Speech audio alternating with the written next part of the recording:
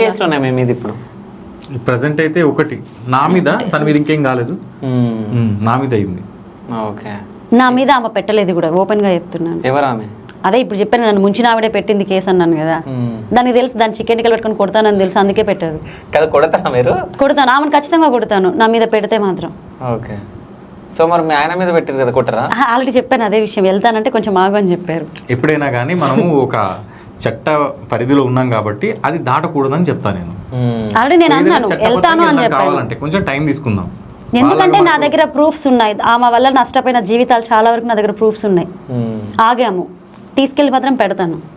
So ఎవరన్నా pastors మీకు call చేసి బెదిరించడం ఇట్లాంటివి ఉంటే చాలా బూతులు, అమ్మ నా బూతులు కూడా తిడతారు. ఒక ఆడవాళ్ళు క్రిస్టియన్స్ బూతులు మాట్లాడారు కదా, అందులో ఉన్నాయి బూతులేగా, అందుకే దాన్ని బూతు పుస్తకం అంటాడు మా రాధమనోహర్ స్వామి గారు.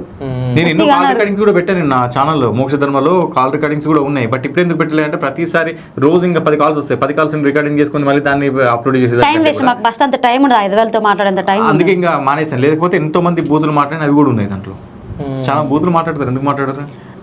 ఇప్పుడు ఓకే తను మాట్లాడిండు, బూతులు మాట్లాడిండు అంటే ఓకే అండి, యాక్సెప్టబుల్. ఎందుకంటే ఒక అబ్బాయి మాట్లాడు, ఆడవాళ్ళతో ఎలా మాట్లాడాలో తెలియలేని ఇంగిత జ్ఞానం నా కొడుకుల్ని, గొర్రె నా కొడుకుల్ని ఏమనాలో చెప్పండి. అమ్మ నా బూతులు తిడతారు. గొర్రెలే కదా వాళ్ళు, మీరు మళ్ళీ గొర్రె.